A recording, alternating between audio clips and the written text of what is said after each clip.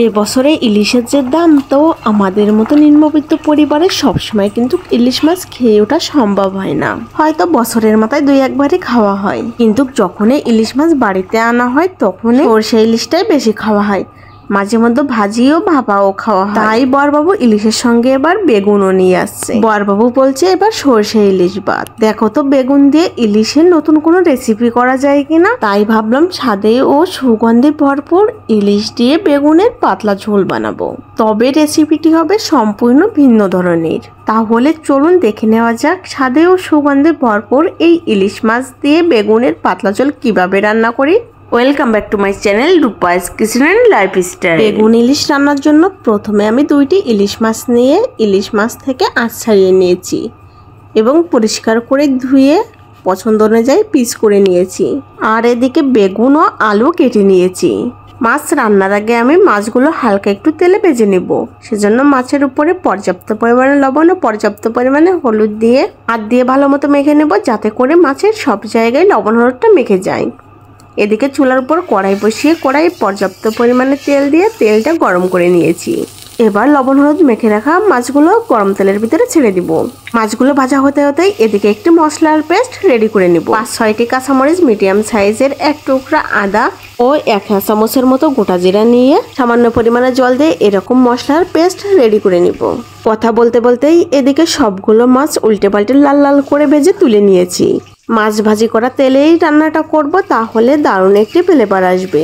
মাছ ভাজি করা তেলেই কিছুটা পরিমাণে বড় বড় করে কেটে রাখা আলু দিয়ে দিব এবং লাল করে ভেজে আলুগুলো তুলে নিব।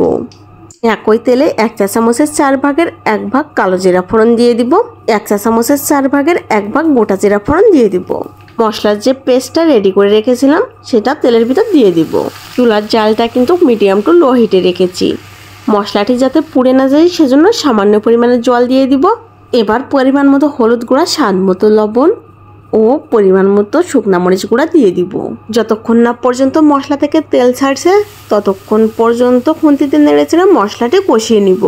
যখনই মশলা থেকে তেল ছেড়ে দিবে তখনই আগে থেকে ভেজে রাখা আলুগুলো মশলার উপর দিয়ে দিব। খুন্তি দিয়ে নেড়েচেড়ে আলু ও মশলা একটু সময় কষিয়ে নিব। আলু ও মশলা কষিয়ে নেওয়ার পর বেগুনগুলো দিয়ে দিব মশলার উপর।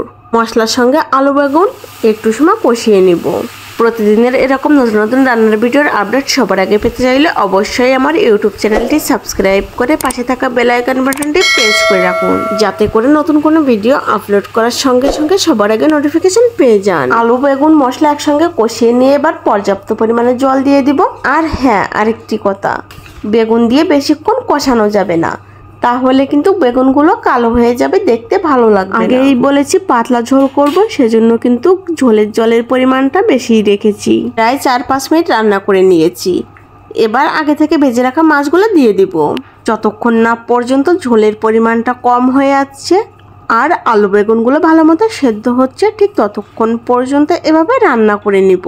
মাঝে মধ্যে খুন্তি দিয়ে আলতো হাতে নেড়ে চেড়ে দিতে হবে। খেয়াল রাখতে হবে যাতে করে মাছগুলো ভেঙে না যায়।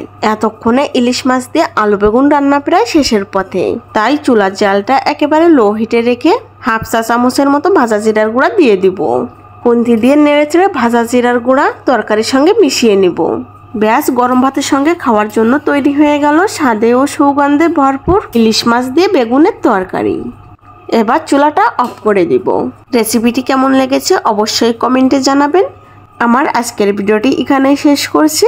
ধন্যবাদ।